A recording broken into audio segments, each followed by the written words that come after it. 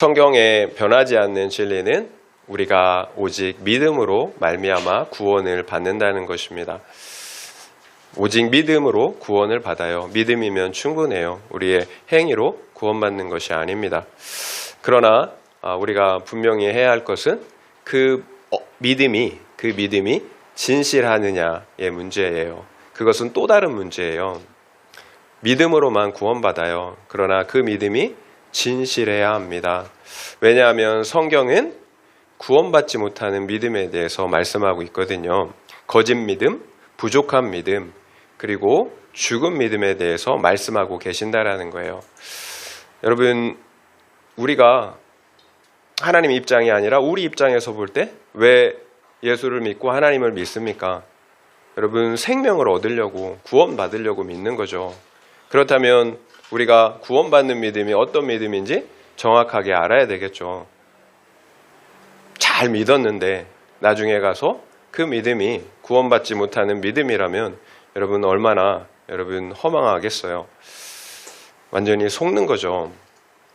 그래서 오늘 저는 하나님께서 말씀하시는, 성경이 말씀하시는 우리를 구원하시는 믿음은 어떤 믿음인지 함께 본문을 통해서 살펴보고자 합니다. 함께 읽은 본문 중에서 1절부터 3절 말씀 보겠습니다. 에훗이 죽으니 이스라엘 자손이 또 여호와의 목전에 악을 행하매 여호와께서 하솔에서 통치하는 가나안 왕 야빈의 손에 그들을 파셨으니 그의 군대 장관은 하로셋 학고임에 거주하는 시스라요. 야빈 왕은 철병거 900대가 있어 20년 동안 이스라엘 자손을 심히 학대했으므로 이스라엘 자손이 여호와께 부르짖었더라. 사사 에훗이 죽으니까 이스라엘 자손이 또다시 여호와의 목전에 악을 행하였다고 해요.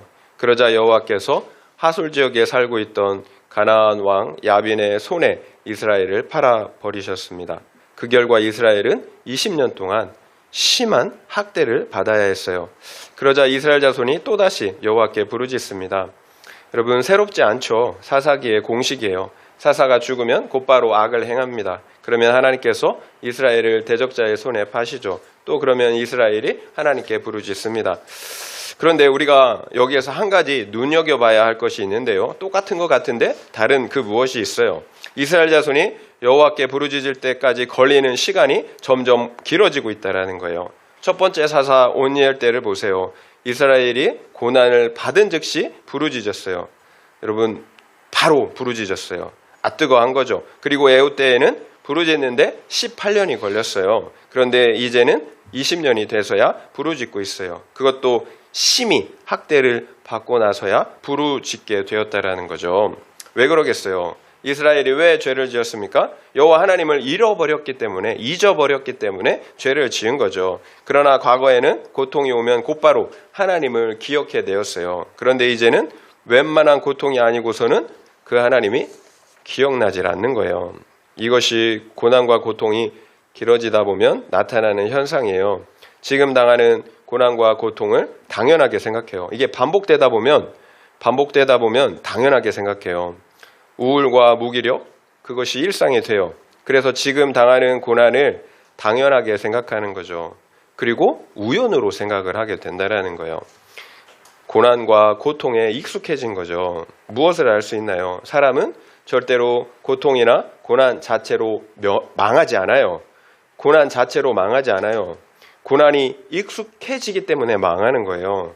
고난과 고통이 익숙해질 때 여호와 하나님을 완전히 잃어버리기 때문이에요. 그래서 정말로 심각한 것은 고난과 고통이 아니라 내 죄에 대해서 점점 무감각해지는 거예요.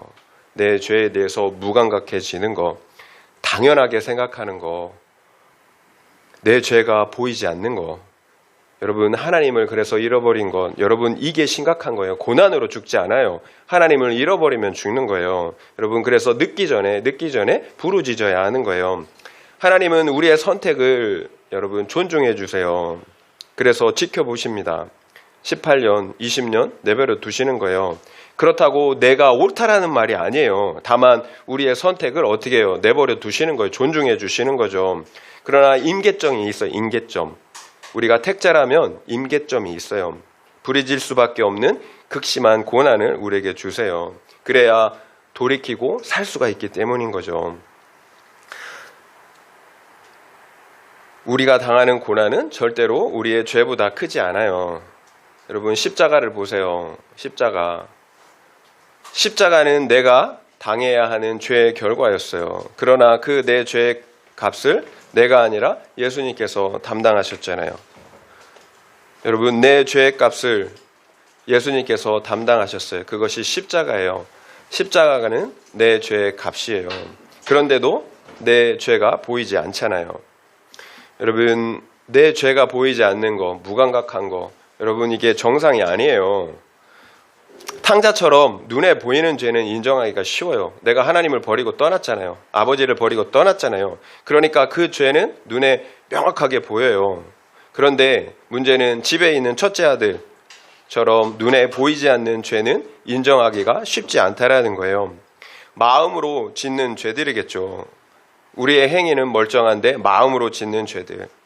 조금씩 멀어진 우상을 섬기면서 내 마음으로 조금씩 이 세상의 우상과 죄를 짓고 사는 그 마음의 범죄들, 그 교만함, 완악함, 그 미움과 판단과 같이 내 안에서 일어나고 있는 이 죄들은 참 인정하기가 쉽지 않아요. 또 그러면 내가 당하는 고난이 억울하고 원망이 되겠죠. 내가 무슨 잘못을 했느냐고, 왜 나에게 이런 고난을 주시느냐고 따지게 되는 거예요. 내 죄에 대해서 무감각해졌기 때문이에요.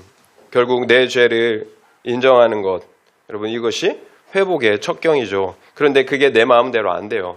참 이게 그래서 어려운 거예요. 내 죄가 인정이 안 돼요. 보이지 않는 거예요. 그래서 여러분 부르짖는 것이 우리가 사는 길이에요. 우리가 하나님께 나아가 부르짖는 것이 사는 길이에요. 부르짖고 있으면 계속 말씀드린 것처럼 소망이 있어요. 그러나 우리가 부르짖고 있지 않다면 여러분 왜 그런지를 몰라요. 여러분 그래서 부르짖는 것이 사는 길입니다. 4절에서 5절 말씀 읽겠습니다. 4절에서 5절이에요. 그때 랍비도세 아내 여선지자 드보라가 이스라엘의 사사가 되었는데 그는 에브라임 산지 라마와 베델 사이 드보라의 종려나무 아래에 거주하였고 이스라엘은 그에게 나아가 재판을 받더라.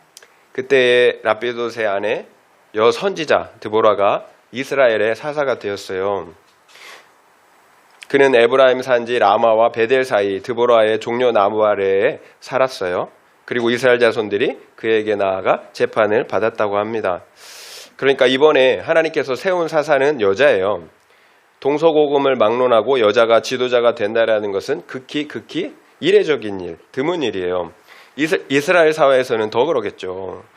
그 당시 사회에서 여자는 인구 계수에도 들지 못하는 비천한 존재였잖아요. 그런 여자가 이스라엘의 지도자, 구원자, 재판관이 되었어요. 이스라엘 역사를 보면 가끔 여선지자가 나타나기도 했어요. 그러나 드보라처럼 이스라엘을 재판하고 다스리는 그런 지도자는 없었어요. 그렇다면 어떻게 이런 일이 일어났을까요? 오죽 믿을 만한 놈이 없으면 여자를 쓰겠습니까? 여러분 절대로 여성분들을 비하하려고 하는 말이 아니에요. 그 당시에 그 가치관, 시대상을 반영해서 드리는 말씀이에요. 그만큼 그 시대가 타락했다라는 것을 보여주는 거죠. 하나님께서 장애인과 여자를 사용하실 수밖에 없는 시대가 된 거예요. 약한 자를 들어서 강한 자를 부끄럽게 하시는 겁니다. 또 없는 자를 들어서 있는 자들을 부끄럽게 하시는 거죠. 그러나 하나님께서 여자와 장애인들을 구원자로 사용하시는 더 중요한 이유가 있어요. 하나님께서 사용하시는 사람이 어떤 사람이냐를 우리가 알 수가 있는 거죠. 믿음의 사람이에요. 그러면 출신, 성분, 장애, 성별은 아무런 문제가 되지 않습니다. 우리의 편견일 뿐이에요. 그것은 다 우리의 편견이에요. 드보라 종려나무 아래에서 거주했어요. 그리고 이스라엘 자손들이 그녀에게 나아가 재판을 받았다고 해요. 만약 드보라가 나는 하나님이 세운 사사야. 그러니까 너희는 나에게 와서 내 말을 듣고 재판을 받아야 해. 그러면 사람들이 그 말을 들었을까요? 감히 여자 주제에 건방지다 이러지 않았을까요?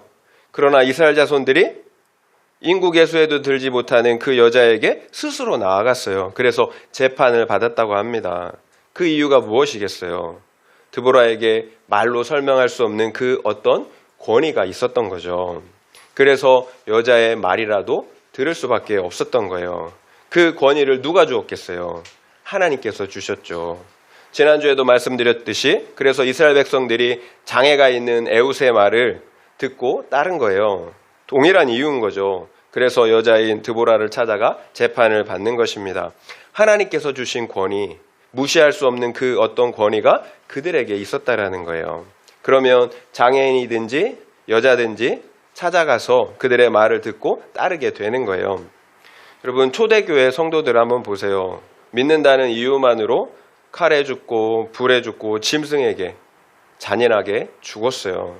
집과 생활의 터전을 다 빼앗기고 짐승의 가죽을 뒤집어 쓰고 유리방황해야 했다라는 거죠.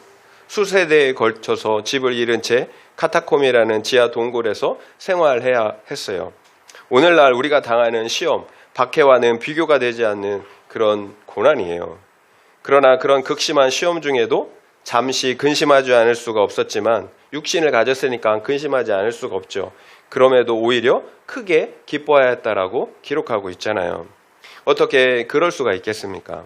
그 안에 믿음의 확실함이 있었기 때문이에요. 내 안에 계시는 성령, 곧 부활하신 예수께서 친히 내 믿음의 확실함이 되어주셨기 때문이에요. 그래서 우리의 믿음과 소망이 우리를 부끄럽게 하지 않는 거예요. 여러분, 실제가 있어요. 우리의 믿음은 실제가 있어요. 그래서 우리의 믿음과 소망이 우리를 부끄럽게 하지 않는 거예요. 부활하신 우리 주님께서 우리 안에서 친히 부활의 산 소망이 되어주시기 때문이에요. 여러분, 성령 안에서 하나님의 사랑이 우리 안에 한량없이 부어주시기 때문이에요. 여러분, 이런 믿음을 가지고 계신가요?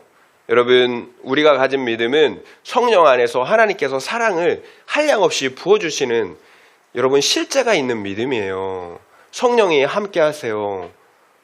창조주 하나님이, 부활하신 하나님이 나와 함께 하세요. 그래서 어떤 고난에서도 여러분 넉넉히 이겨낼 수가 있는 거예요. 그래서 어떤 고난 중에도 크게 기뻐할 수가 있고 초대교회 성도들처럼 어떤 고난 중에라도 선을 행할 수가 있는 거예요. 내 안에 생명의 실제가 있기 때문이에요. 그러면 세상 사람들이 의아하게 생각하겠죠. 너는 어떻게 그렇게 살 수가 있냐고. 어떻게 그렇게 기쁠 수가 있냐고. 그래서 우리 안에 있는 소망에 관한 이유들을 물어본다라는 거예요. 여러분, 이것이 우리가 가진 권세예요. 이것이 우리가 가진 권위예요. 그러나 우리가 반대로 세상 사람들이 걱정하고 근심하는 것을 똑같이 근심하고 걱정한다면, 그래서 그들과 똑같이 편법과 악을 행하며 살아간다면 누가 우리에게 소망에 관한 그 이유를 물어보겠어요. 똑같은데 너나 잘 믿으라고 하겠죠.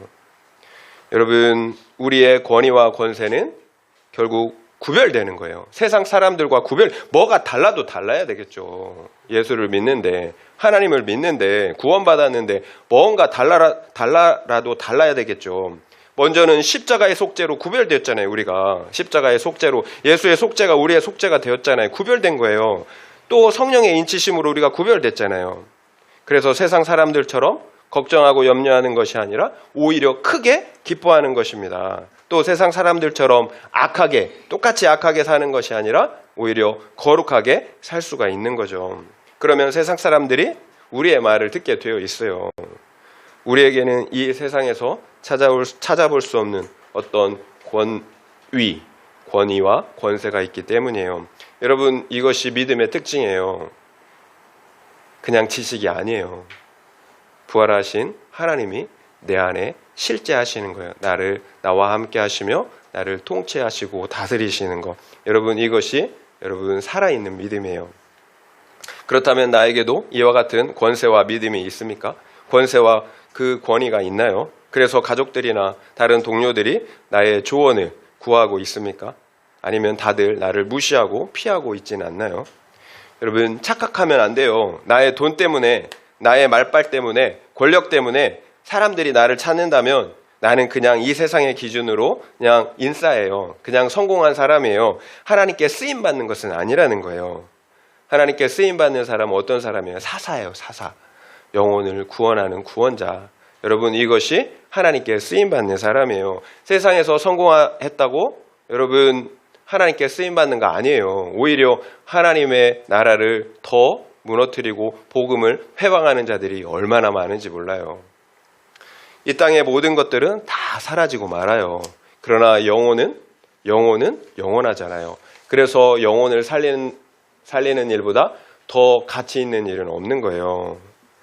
여러분, 많은 사람을 구원한 사람은 하늘의 별처럼 영원토록 빛날 것이라고 말씀하고 계세요. 여러분, 영원토록 가치 있는 빛나는 일을 하셔야죠. 그래서 여자든지 장애가 있든지 또한 돈과 학벌이 있든지 없든지 아무런 문제가 되지 않는다라는 거예요. 영원 구원은 이 세상의 권세에 달려있지 않기 때문이에요. 오히려 하나님이 주신 영적인 권세, 말씀의 권세에 달려있기 때문이에요. 여러분, 어떤 권세를 원하십니까? 이 세상의 권세를 원하시나요? 여러분, 곧 있다 다 사라져요. 썩어 없어져요. 여러분, 영혼을 살리는 권세가 진정한 권세, 영원한 권세예요. 나는 하나님께 택함 받은 사사 구원자예요. 그리고 나의 권세는 영원한 권세예요. 그렇다면 잠시 있다 사라질 이 땅의 물질, 학벌과 같은 이 땅의 권세가 없다고 추누기 들면 안 되겠죠. 여러분, 당당하셔야 돼요. 당당해져야 되는 거예요. 학벌이 없다고, 그 무엇이 없다고. 여러분, 나에게는 영원한 권세가 있잖아요. 그러면 우리 주님을 여러분, 우리가 우리의 형편을 부끄러워하면 우리 주님을 부끄러워하는 거예요. 우리 주님은 우리보다 더 가난했잖아요. 더 가진 게 없으셨어요. 더 수치와 조롱을 당하셨어요. 여러분, 다른 사람들이 무시하면 좀 어때요? 예수님도 그렇게 수치와 무시를 당하셨는데 나 때문에. 무지해서 그런 거잖아요. 세상 사람들이. 그들에게는 생명이 없어요. 여러분, 정말로 우리가 생각해야 될 건, 극단적으로 생각해야 될 건, 여러분, 그냥 눈에 보이는 것만 비교하지 마시고 그들에게는 생명이 없다라는 사실을 기억하셔야 돼요. 나에게는 영원한 생명이 있다라는 사실을 기억하셔야 돼요. 그러면 우리가 당당해질 수 있어요. 여러분, 모든 것이 밝혀지고 드러날 날이 얼마 남지 않았어요. 여러분, 긴 것 같죠? 인생 금방이었잖아요. 여러분, 금방이에요. 모든 것이 드러날 날. 주님도 3일 후에 부활하셨어요. 모든 영광 받으셨잖아요. 적용 질문 드립니다. 첫 번째 적용 질문. 나는 고난 중에라도 기뻐하고 감사합니까? 그리고 고난 중에라도 선을 행하고 있습니까? 그래서 세상 사람들과 구별되는 권위가 있습니까? 그렇지 않다면 그 이유는 무엇인 것 같습니까? 한번 생각해 보시기 바랍니다. 첫 번째 적용 질문이에요. 나는 고난 중에라도 기뻐하고 감사합니까? 그리고 고난 중에라도 선을 행하고 있습니까? 그래서 세상 사람들과 구별되는 권위가 있습니까? 그렇지 않다면 그 이유는 무엇인 것 같습니까? 한번 생각해 보시기 바랍니다. 6절에서 9절 말씀 함께 읽겠습니다. 좀 긴데요. 6절에서 9절. 드보라가 사람을 보내어 아비노함의 아들 바락을 납달리 게데스에서 불러다가 그에게 이르되 이스라엘의 하나님 여호와께서 이같이 명령하지 아니하셨느냐?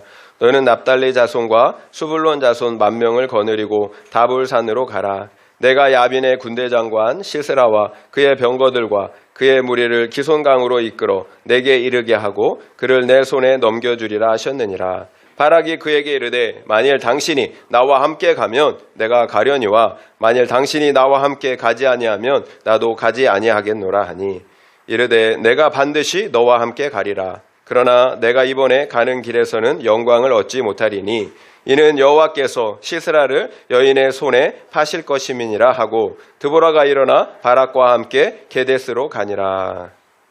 사사 드보라가 바락을 불렀습니다. 그리고 하나님께서 하신 명령을 전하고 있어요. 납달리 자손과 수불론 자손 중에서 10,000명을 거느리고 다볼산에 가서 이스라엘을 구원하라는 거죠. 그러니까 가나안 왕 야빈의 군대 장관 시스라와 그가 거느린 병거들과 병사들을 기손강에서 어떻게 해요? 내 손에 넘겨주었다라는 거예요. 그러니까 그들을 어떻게 해요? 쳐서 물리치고 이스라엘을 구원하라는 거죠. 그러니까 바락이 뭐라고 대답합니까? 드보라, 당신이 나와 함께 가면 가겠대요. 그런데 당신이 가지 않으면 나도 가지 않겠다고 합니다. 여자인데 사사가 드보라가 당신이 여자가 가면 나는 가겠다라는 거예요. 여러분, 믿음이 없는 거죠. 결국 드보라가 함께 간다고 합니다. 그러나 내가 이번 길에서는 영광을 얻지 못할 것이라고 해요. 여호와께서 군대 장관 시스라를 내 손이 아니라 어떤 여자의 손에 파실 것이기 때문이라고 말하고 있어요. 결국 내가 아니라 어떤 여자가 이스라엘을 구원한다라는 거예요. 여러분, 믿지 못하면 영광도 없어요. 여러분, 우리가 믿지 못하면 하나님을 기쁘시게 할 수가 없어요. 우리가 믿지 못하면 영광도 얻지 못합니다. 그렇다면 바락의 신앙은 어떤 신앙인가요? 하나님보다 아직 사람을 더 의지하는 신앙이죠. 그 사람이 있어야, 그 환경이 돼서야 그제야 믿을 수 있는, 안정감을 얻을 수 있는 믿음인 거예요. 한마디로 현실주의자죠. 믿을 수 있는 상황이 되면 믿어요. 돈이 있고 유력한 사람이 있고 환경이 좋으면 믿어요. 그래서 안정감을 누려요. 그런데 믿을 수 없는 상황이 오면 그 사람이 어떻게 되든, 아니면 그 문제가 불거지고 내가 도저히 믿을 수 없는 상황이 되면 어떻게 믿지 못하는 거죠. 여러분, 그건 믿음이 아니잖아요. 이 세상 사람들도 다 그렇잖아요. 세상 사람들도 돈이 있고 백이 있으면 자신감이 있어요. 얼마나 거들먹거리는지 모르죠. 여러분, 우리의 모습이 그렇게 되면 안 돼요. 있으나 없으나 똑같아야 돼요. 그런 믿음으로는 다른 사람을 구원할 수가 없다라는 거예요. 나의 구원조차 여러분 장담할 수가 없어요. 그래서 영광을 빼앗기게 되는 거죠. 이것이 그 당시 바락과 같은 남자가 아니라 여자가 사사로 세워진 이유였어요. 저 역시 환경이 좋으면 그것이 안정감이 되더라고요. 근데 여러분, 그것을 깨닫는 사람이 있고 깨닫지 못하는 사람이 있어요. 여러분, 그게 되게 중요한 것 같아요. 저도 물질이 있을 때는 안정감인데 좀씩 줄어들고 없어지면 이 안정감이 사라지더라고요. 여러분, 거기에서 여러분 무엇을 봐야 되겠습니까? 내 믿음의 현 주소를 봐야 되는 거죠. 그냥 두렵다 안 두렵다 이것으로 끝나면 안 되고, 내 믿음이 참 이 물질에 매여 있구나, 사람에 매여 있구나, 이것을 봐야 된다라는 거예요. 우리 믿음의 현주소는 결국 내가 믿고 의지하는 그 사람이 없어지고 나서야, 또는 내가 믿고 의지하는 그 돈과 권력과 같은 환경이 없어지고 나서야 어떻게 해요? 밝혀지는 거예요. 드러나는 거예요. 환경이 좋을 때, 그 사람이 있을 때 안정감을 갖는 믿음은, 그 믿음은 어떻게 해요? 믿음이 아닌 거죠. 단지 환경이 좋은 거예요. 믿음은 그것들이 없어도 오직 하나님만으로 우리가 어떻게 하는 것입니까? 안정감을 누리는 거죠. 여러분, 바락의 믿음에 결함이 있다고 한 이유가 있어요. 드보라를 통해서 하나님의 말씀을 전했잖아요. 하나님의 말씀을 믿지 못했다라는 거예요.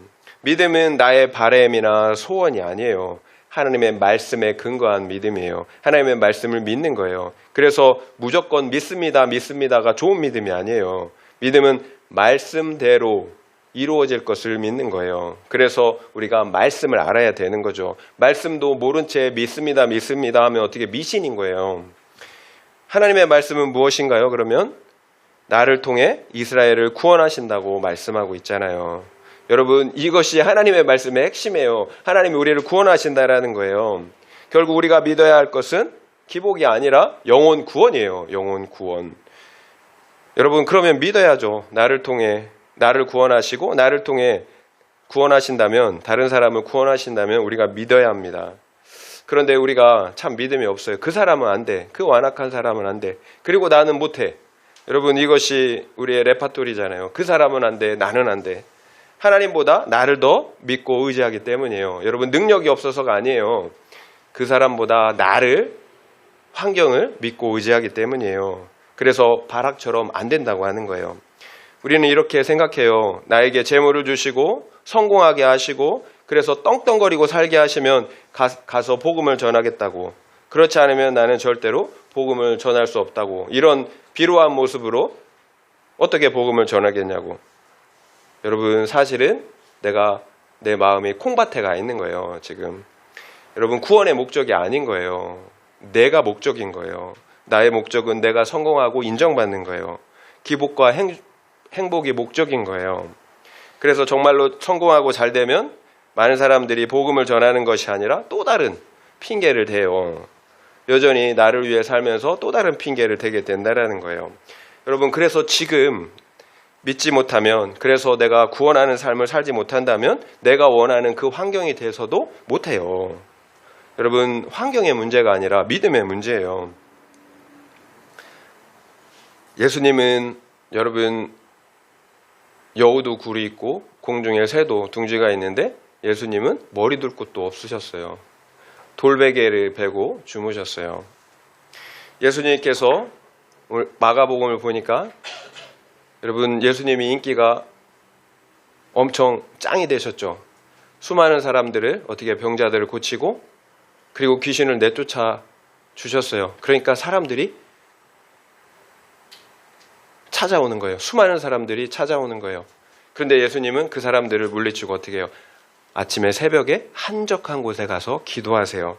여러분, 이것이 능력의 원천이에요. 예수님의 능력의 원천. 여러분, 저도 이 말씀을 보고 찔림이 있더라고요.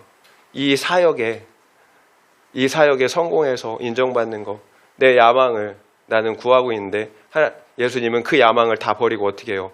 새벽에 혼자 일어나서 한적한 곳에 가서 기도하시더라고요. 그리고 어떻게 해요? 제자들에게 많은 사람들이 주님을 찾아왔습니다 할 때 예수님이 뭐라고 하세요? 다른 마을들로 가자. 나는 전도하러 왔다 하면서 전도를 이어가세요. 여러분, 내가 기도하지 않으면, 한적한 곳에서 하나님과 독대하지 않으면, 그래서 하나님의 능력으로 힘입지 않으면 여러분 전도하는 사명을 감당할 수가 없어요. 계속해서 나의 야망과 성공을 따라, 인정을 따라 살아갈 수밖에 없어요. 여러분, 예수님이 권위 있을 수 있었던 이유, 권세가 있어서 영원구원의 사명을 감당할 수 있었던 이유, 그래서 십자가를 지실 수 있었던 이유는 하나님과 독대했기 때문이에요. 사람들의 인정과 사람들의 칭찬을 구했다면, 사역의 영광을 구했다면 예수님이 사역을 성공하지 못하셨을 거예요. 물론 인간적인 가정이죠. 여러분, 우리의 능력의 원천은 하나님과 독대하는 것입니다. 부르짖는 거예요. 10절에서 16절의 내용을 보면 드보라와 바락이 실제로 야빈의 군대장관 시스라와 그의 군대를 쳐서 승리한 내용이 나와요. 군대장관 시스라가 바락과 1만 명의 이스라엘 군사가 다볼산에 모였다라는 말을 들었어요. 그러니까 시스라가 어떻게 해요? 이제 쳐 부셔야 되는 거죠, 그들을. 그래서 철병거 900대와 모든 백성을 거느리고 기송강으로 나왔습니다. 이제 바락과 싸우려고 하는 거죠. 그러나 드보라가 바락에게 일어나 나가서 싸우라고 합니다.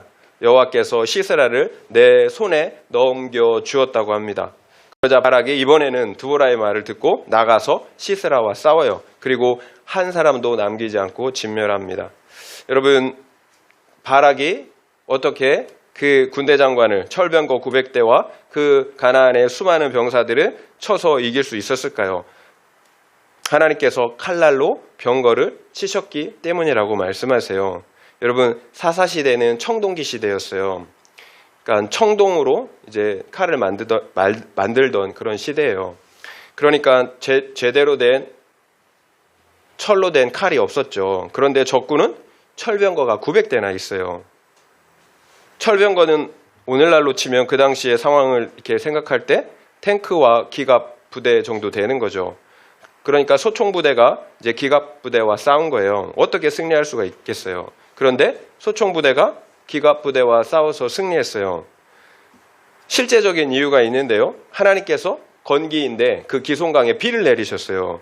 그래서 그 기송강이 그 전차가 다닐 수 없는 진흙벌이 된 거예요. 그러니까 철병거가 진흙벌에 빠져서 이제 무용지물이 된 거죠. 시스라는 가나안의 군대 장관이에요. 그 지역을 누구보다 잘 아는 사람이에요.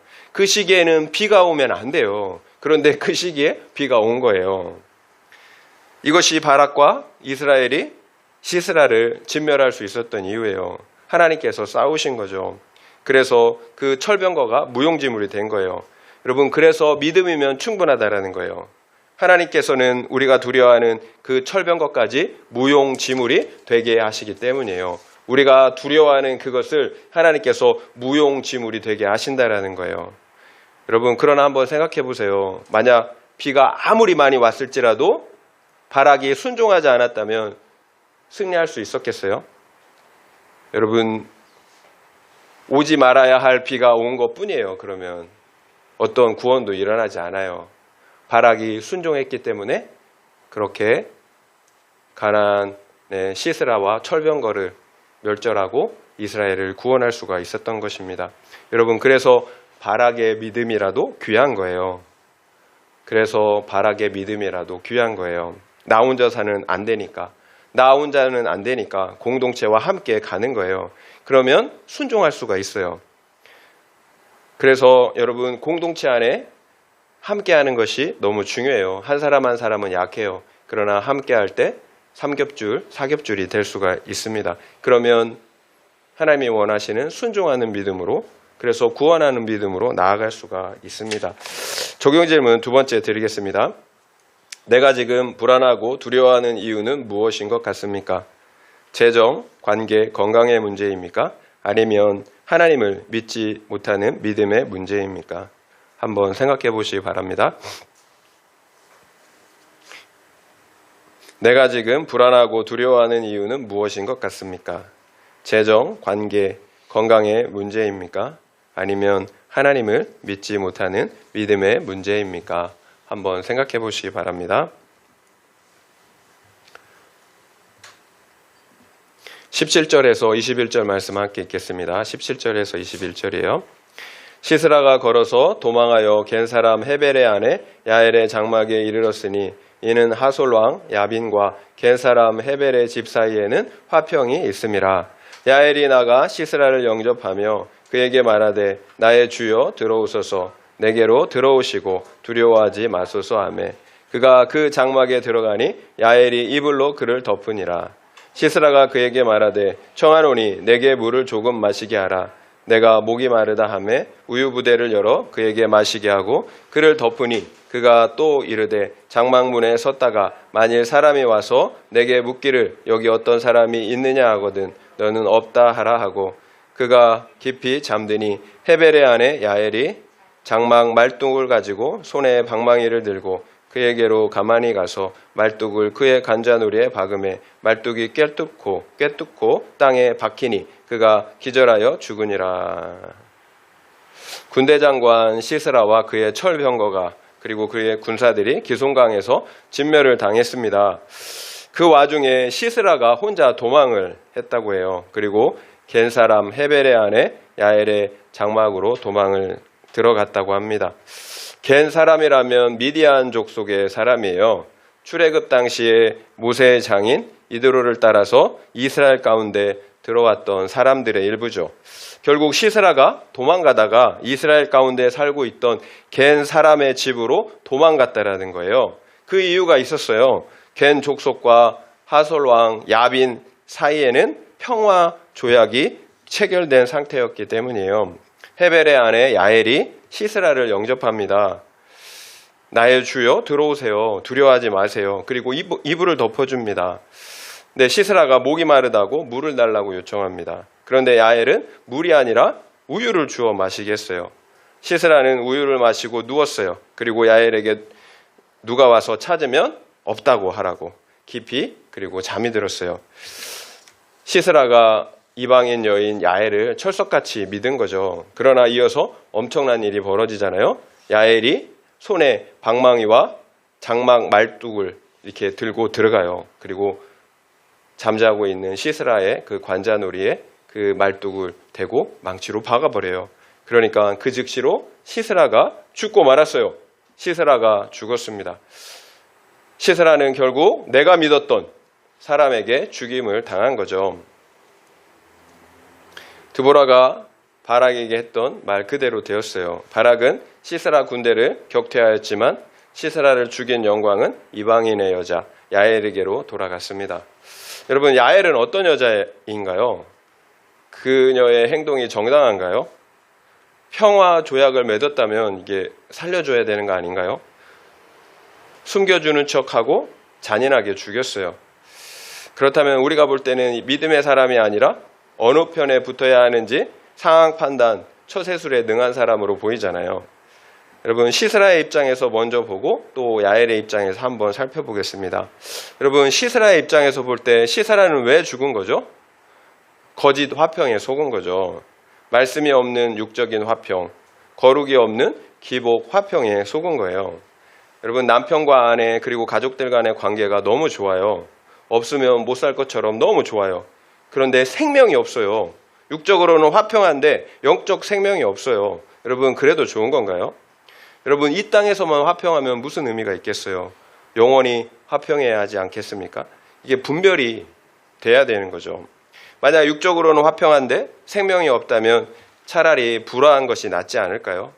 그래서 뇌죄를 보고 영원한 화평으로 들어가는 것이 더 유익하지 않을까요? 그런데 그런 분들이 있어요. 지금 당장의 육적 행복에 취해서 구원받지 못한 가족들에 대하여서는 애통해하지 않는 거예요. 세상에서 잘 나가는 것, 나에게 잘해주는 것, 이것만 좋고 자랑스러운 거예요. 여러분, 나에게 생명이 있다면, 그리고 다른 가족에게 생명이 없는데 어떻게 이것을 여러분 기뻐하고 자랑스러워 하겠어요? 여러분, 이게 좋다 하다가 여러분 복음을 전하지 않아요. 그러면 관계 화평이 깨지니까 복음을 전하지 않는 거예요. 여러분, 이것이 거짓 화평인 거죠. 솔직하게 제가 그런 경향이 있어요. 관계가 깨질까봐 이제 말하지 못하는 거죠. 특별히 이제 복음을 전하면 상대방이 싫어하니까 두려운 거예요. 여러분, 이게 거짓 화평이에요. 여러분, 물론 분별이 필요하죠. 그냥 무조건 막 복음 전하는 게 막 맥락도 없이 관계도 없이 이제 물론 그것도 문제지만 또 너무 두려워서 복음을 전하지 못하는 것. 여러분, 이것도 거짓 화평이에요. 왜 거짓 화평에 속을까요? 내가 죄인인 것을 모르면 분별할 수가 없어요. 하나님보다 우상을 더 사랑하면 분별할 수가 없어요. 그래서 말씀이 없는 거짓 화평, 거룩이 없는 그 육적 화평에 점점 빠져들게 되는 거예요. 내 죄가 보이지 않으니까. 하나님보다 우상을 더 사랑하니까. 이 세상을 더 사랑하니까. 여러분, 믿음이 있는 것 같지만 믿음이 없어요. 그러니까 거짓 화평, 거룩이 없는 육적 화평에 점점 빠져드는 거예요. 그러면 시스라처럼 되는 거예요. 내가 믿고 의지했던 사람의 손에 죽어요. 육적 죽음을 말씀드리는 게 아니에요. 우리의 영혼의 죽음을 말씀드리는 거예요. 내가 점점 거룩과 멀어지고 있다면 그 관계를 여러분 다시 점검해야 돼요. 좋은 게 아니에요. 구원을 위한 관계, 화평이 돼야 합니다. 기복을 위한 관계, 화평이 돼서는 안 된다라는 거예요. 그러면 나도 죽고 상대방도 죽이는 거예요. 우리가 영원한 생명을 믿는다면 어떤 관계, 화평을 맺어야 하는지 분명한 답이 나오잖아요. 그렇다면 야엘의 입장에서 시스라를 죽인 사건을 보겠습니다. 이어지는 사사기 5장을 보면 드보라의 승전가가 나오는데요. 24절에서 야엘을 여인 중에서 가장 복받은 자라고 칭찬하고 있어요. 이것이 야엘에 대한 성경의 평가예요. 결국 야엘은 비록 육적 화평을 깨뜨렸지만 믿음으로 구원을 위해 행동했다라는 사실을 알 수가 있어요. 한 여인이 군대 장관을 말뚝박아 죽이는 것, 여러분 쉬운 일이 아니에요. 웬만한 믿음과 용기가 없다면 불가능하죠.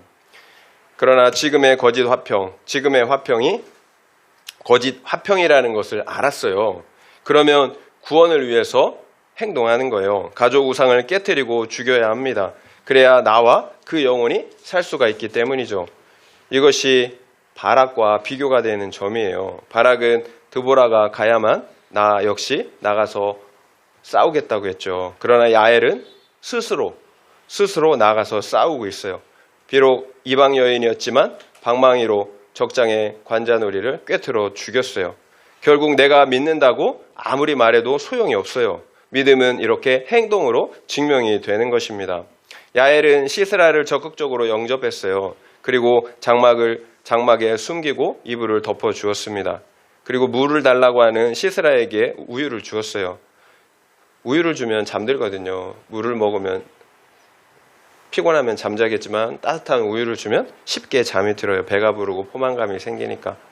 그러니까 시스라가 야엘은 내 편이라고 안심하고 잠을 잔 거예요. 왼손잡이 에훗이 모압 왕 에글론을 암살할 때 죽음을 무릅쓰고 그 암살 계획을 실행하잖아요. 잘못되면 나뿐만 아니라 가족이 진멸될 수 있는 상황이에요. 여러분, 이거 쉽지 않아요. 이것이 믿음이에요. 내가 믿는 것에 목숨을 거는 거죠. 그래서 믿음은 말이 아니라 행동하는 거예요. 믿기 때문에 행동하는 거죠. 그래서 성경은 행함이 없는 믿음은 죽은 믿음이라고 분명하게 말씀하고 계세요. 그러니까 믿음은 내 안에 하나님의 함께 하시는 실제가 있어요. 그리고 내 삶 속에 어떻게 해요? 행동하는 실제가 나타나게 된다는 거죠. 초대교회는 박해가 많았지만 오히려 복음이 불길처럼 번져나갔어요. 어떤 박해도 심지어 죽음조차 그 믿음을 막지 못했습니다. 그런데 아이러니하게도 313년에 콘스탄티 황제가 기독교를 공인하고 나서부터, 그래서 박해가 그치고 나서부터 교회가 타락하기 시작했다는 거예요. 형식적인 그리스도인들은 점점 많아졌죠. 그러나 행동하는 그리스도인들은 점점 사라졌어요. 거룩의 열매, 사랑의 열매가 사라져 버렸다는 거죠. 교회 건물은 커지고 화려해졌지만 신자들의 삶은 이 세상의 사람들과 별반 다르지 않게 되었다는 거죠. 구별함이 없어졌어요. 구별됨이 없어졌어요. 생명을 잃어버린 거예요. 생명이 없는데 건물만 화려하면 무슨 의미가 있겠어요. 13세기경에 토마스 아퀴나스가 그 당시에 교황 인노센트 4세를 방문했을 때 있었던 일이에요. 교황은 그 베드로 성당에 있는 막대한 금은보화를 보며 자랑했다고 해요. 보세요. 베드로는 은과 금은 내게 없다고 하였지만 지금 교회에 금은보화가 넘쳐나고 있습니다. 이렇게 자랑했대요. 그러니까 아퀴나스가 이렇게 이야기했다고 합니다. 교회에 금은보화가 비록 넘쳐나지만 그 대신에 성전 미문에서 구걸하던 안진뱅이를 일으켜 세우는 나사렛 예수의 이름과 권능은 잃어버리고 말았습니다. 교회의 권능은 금은보화에 있지 않아요.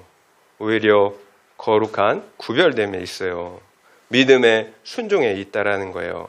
여러분, 금은보화는 우리를 살리지 못해요. 그러나 믿음의 순종, 거룩은 우리를 살립니다. 여러분, 죽은 물고기 한 트럭이면 무슨 소용이 있겠어요? 살아있는 한 마리 고기가 여러분 우리에게 의미 있지 않겠습니까? 큐티인 1월 13일자 간증자의 나눔을 소개하려고 합니다. 이 간증자가 어떻게 구원을 받았는지 간단히 나누겠습니다. 이분은 불교 집안에서 태어났대요. 그럼에도 성탄절이 되면 맛있는 과자를 먹으려고 교회에 갔다고 합니다. 재수할 때는 친한 친구의 전도로 전도 모임과 여름 성경학교에 참석하기도 했지만, 그러나 군대에 다녀온 후에는 다시 세상으로 떠내려 갔다고 합니다. 그런데 결혼 후에 아내가 먼저 교회를 다니게 된 거죠. 그러나 그 당시에 간증자는 멀리서 아내의 신앙생활을 바라볼 뿐 교회에 출석하지는 않았다고 합니다. 그러다가 이제 간증자의 외도 사건이 이제 드러나게 된 거예요. 그러니까 상대방 아내가 얼마나 힘들고 억울했겠어요. 오늘날의 어떤 그 감정으로 본다면, 세태로 본다면 바로 이혼하는 거죠. 그러나 아내는 남편에게 나랑 같이 교회 갈래요? 아니면 이혼할래요? 라고 물었다고 합니다. 이혼은 안 된다고 생각했으니까 간증자는 그 길로 교회에 가게 되었다고 합니다. 간증자는 말해요. 성격이 무던했던 저는 이렇게 큰 사건이 아니었다면 결코 교회를 찾지 않았을 거라고. 결국 야엘과 같은 그 아내의 믿음이 남편을 살린 거죠. 아내가 외도한 남편을 용서하고 구원을 위한 적용을 하였기 때문이에요. 여러분, 이렇게 이혼하지 않는 적용이 쉽지 않잖아요. 쉽지 않아요. 이런 상황들이 오면 믿는다고 하는 사람들 역시 구원을 위한 기회로 생각하지 않아요. 그냥 한탄만 해요. 상대방에 대한 분노, 자기 연민과 수치에 빠져서 헤어나질 못해요. 믿는 사람들조차. 그래서 누가 알까봐 쉬쉬하죠. 그러다가 정 안 되면 이혼하는 거죠. 결국 똑같은 상황인데 어떤 누구는 이 상황을 구원을 이루고요. 어떤 사람은 구원과 상관없는 선택을 한다라는 거예요. 믿음의 차이, 거룩함의 차이인 거죠. 그렇다면 이런 믿음과 거룩함의 차이는 어디에서 올까요? 회개의 차이예요. 내 죄가 보이는 사람, 그래서 구원받은 사람은 한 영혼의 구원을 위해서 선택하기 때문이에요. 그러나 내 죄가 보이지 않는 사람은 구원을 위한 선택을 할 수가 없어요. 나 역시 그 구원의 실제가 없기 때문인 거죠. 구원이 그렇게 중요하지 않아요. 기복이 중요해요. 그래서 그런 결정적인 구원의 타이밍에 와도 기복의 선택을 하는 거예요. 결국 우리의 믿음은 말에 있지 않아요. 우리의 구체적인 선택과 행동에 있어요. 무엇을 위해 선택하느냐, 이것이 우리의 믿음을 보여주는 거죠. 여러분, 우리는 기복을 위해서 선택합니까? 아니면 구원을 위해 선택합니까? 세 번째 적용 질문 드리겠습니다. 나는 믿지 않는 가족의 구원을 위해 기도하며 복음을 전하고 있습니까? 그렇지 않다면 그 이유는 무엇인 것 같습니까? 한번 생각해 보시기 바랍니다. 나는 믿지 않는 가족의 구원을 위해 기도하며 복음을 전하고 있습니까? 그렇지 않다면 그 이유는 무엇인 것 같습니까? 한번 생각해 보시기 바랍니다. 말씀을 마무리하겠습니다. 오늘 본문에는 두 여인이 나오죠. 사사 드보라와 그리고 시스라를 죽인 야엘이었어요. 결국 이스라엘은 바락과 같은 남자가 아니라 드보라와 야엘과 같은 여자에 의해서 구원을 받았습니다. 그 이유가 무엇이었나요?